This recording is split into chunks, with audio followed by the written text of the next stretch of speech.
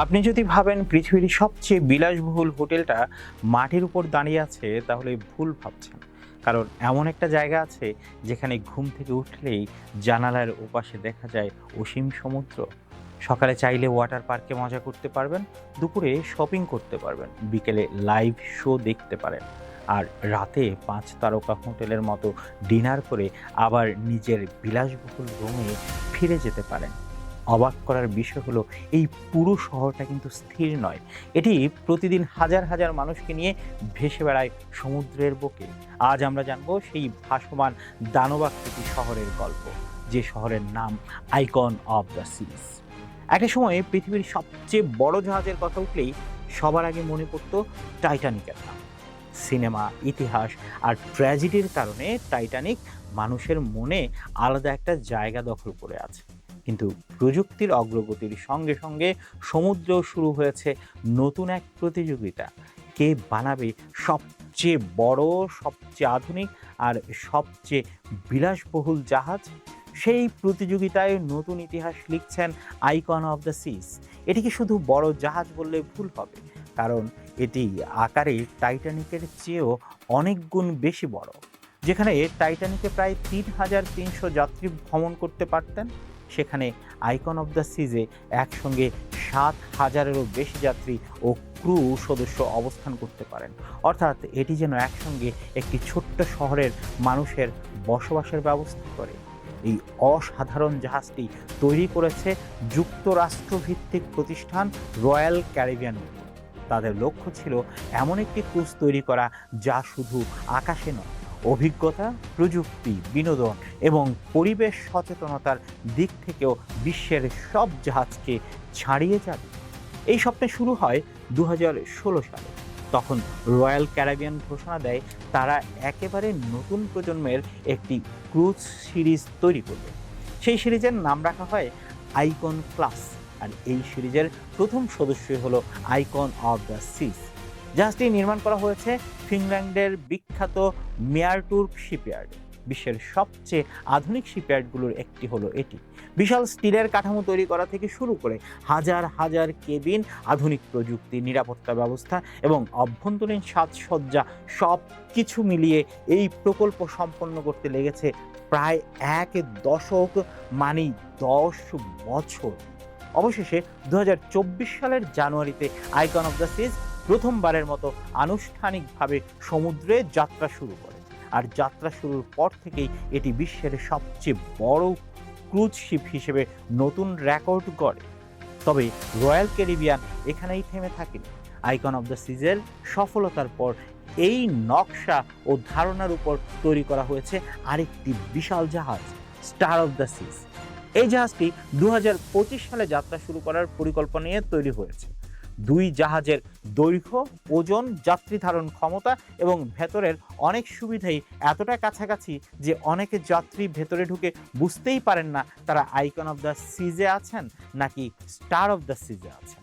এখন যদি এর আকারের কথা বলি, তাহলে সংখ্যাগুলো শুনেই অবাক হবেন। প্রতিটা জাহাজের ওজন প্রায় 2.5 লাখ গ্রস টন। সহজভাবে বললে এটি প্রায় 35,000 হাতির সম্মিলিত ওজনের কাছাকাছি। জাহাজটির দৈর্ঘ্য প্রায় 1,200 ফুট, অর্থাৎ পাশাপাশি 4টি আন্তর্জাতিক মানের ফুটবল মাঠ রাখলেও প্রায় একই দৈর্ঘ্য হবে। আর উচ্চতায় এটি প্রায় 20 তলা ভবনের সমান। কিন্তু শুধু বড় হলেই তো হবে না। প্রশ্ন হলো, এত বিশাল জায়গা দিয়ে তারা আসলে করছেটা কি? এই জাহাজের সবচেয়ে বড় চমক লুকিয়ে আছে এর ভেতরে। এখানে নেই শুধু কেবিন আর ডাইনিং, বরং পুরো জাহাজটিকে এমনভাবে সাজানো হয়েছে যেন আপনি সমুদ্রের মাঝখানে থেকেও একটি আধুনিক শহরের সব সুবিধা একসঙ্গে পেয়ে যান। আলাদা আলাদা থিম, বিনোদন, পরিবার, অ্যাডভেঞ্চার, বিশ্রাম আর বিলাসিতার জন্য তৈরি করা হয়েছে একাধিক বিশেষ এলাকা। আর সেই ভাসমান শহরের প্রতিটি অংশই যেন এক একটি আলাদা পৃথিবী।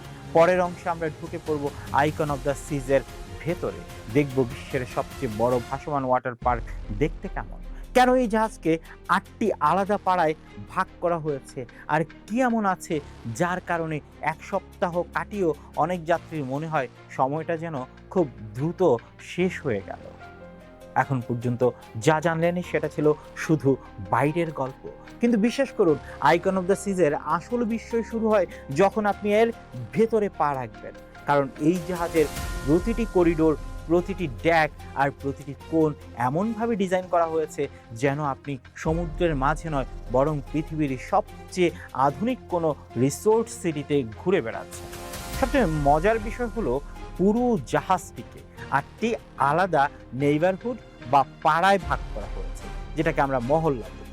প্রতিটি পাড়ার আলাদা থিম, আলাদা পরিবেশ আর আলাদা অভিজ্ঞতা।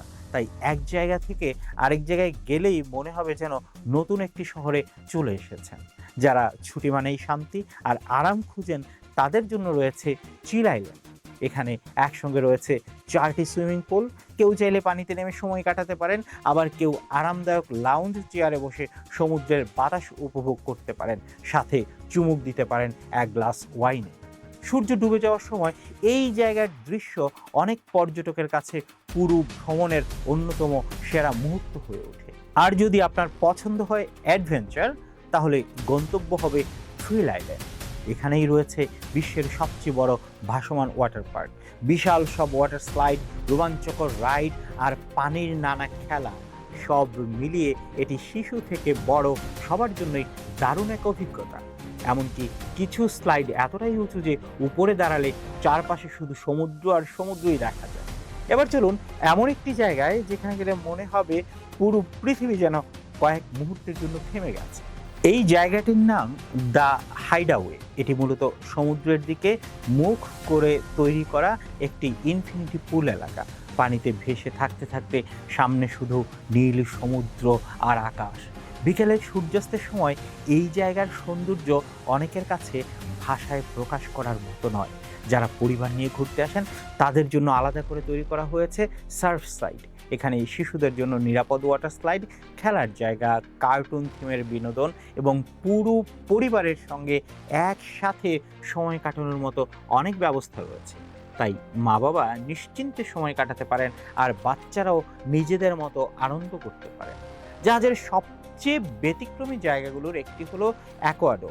বাইরে থেকে দেখলে এটি বিশাল কাঁচের গম্বুজের মতো, কিন্তু ভেতরে ঢুকলেই বোঝা যায় এটি শুধু একটি স্থাপনা নয়, বরং আধুনিক প্রকৌশল আর বিনোদনের অসাধারণ মিশেল।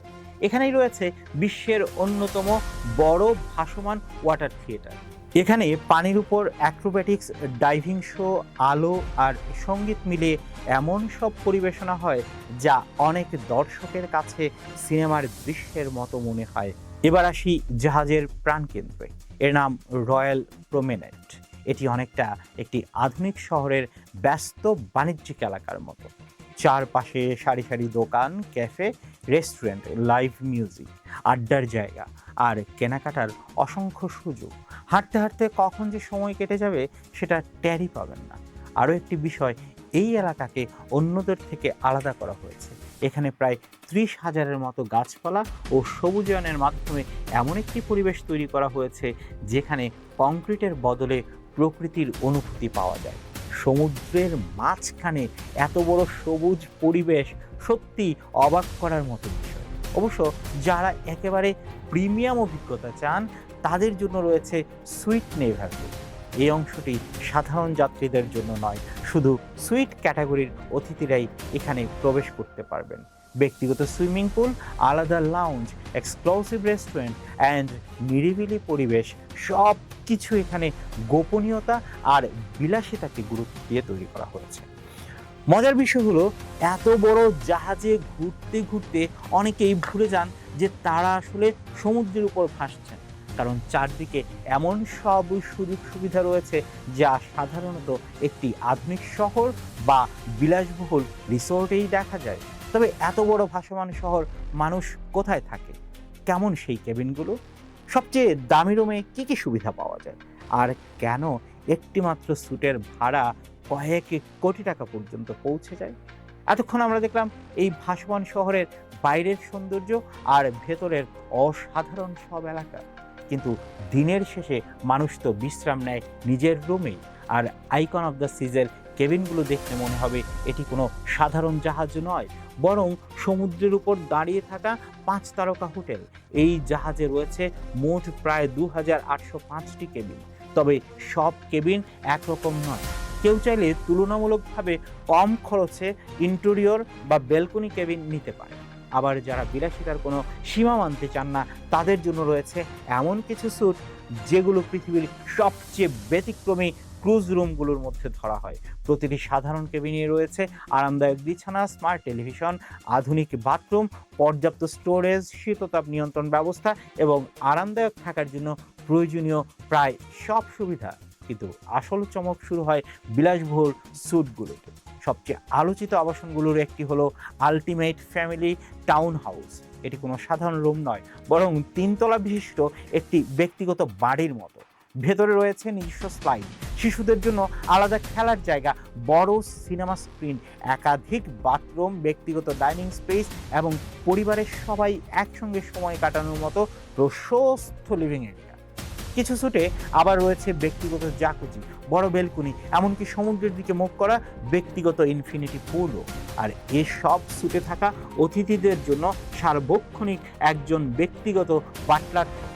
খাবার অর্ডার করা থেকে শুরু করে শো বুকিং কিংবা অন্য যে কোনো প্রয়োজন সব কিছুতেই তিনি দেখাশোনা করেন। শুধু থাকার ব্যবস্থাই নয়, খাবারের দিক থেকেও এই জাহাজ যেন একটি আন্তর্জাতিক খাদ্য উৎসব। এখানে রয়েছে 40টিরও বেশি রেস্টুরেন্ট, ক্যাফে এবং বার। ইতালিয়ান, জাপানি, আমেরিকান, মেক্সিকান, স্টেক, সিফুড, এমনকি ভারতীয় খাবারেরও আলাদা ব্যবস্থা রয়েছে।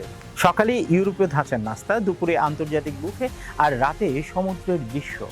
দেখতে দেখতে রোমান্টিক ডিনার, সব মিলিয়ে প্রতিটি খাবারই আলাদা অভিজ্ঞতা হয়ে ওঠে।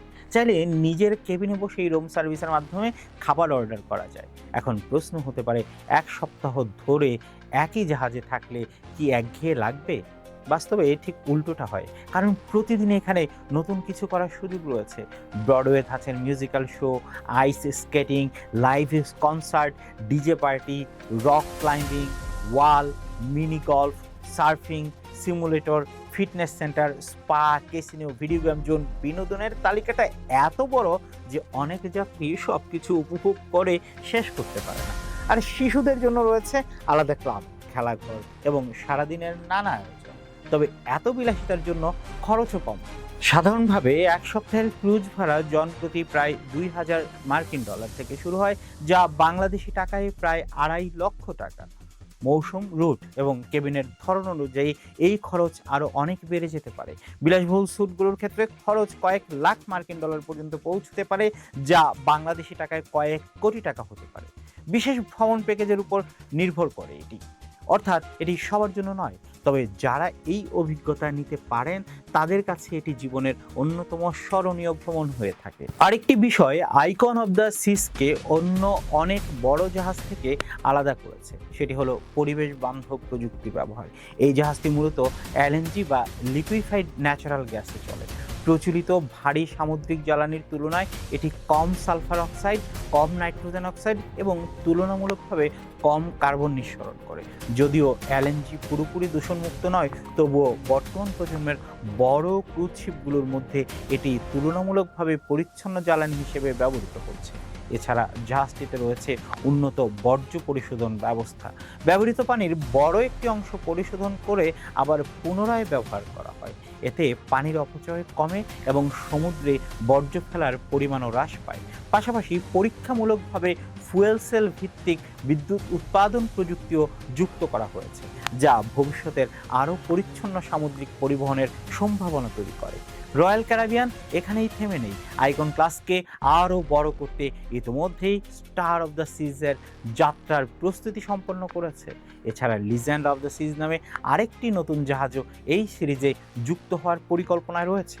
অর্থাৎ আগামী কয়েক বছরও সমুদ্রের সবচেয়ে বড় ভাসমান শহরের প্রতিযোগিতা থেমে থাকবে না।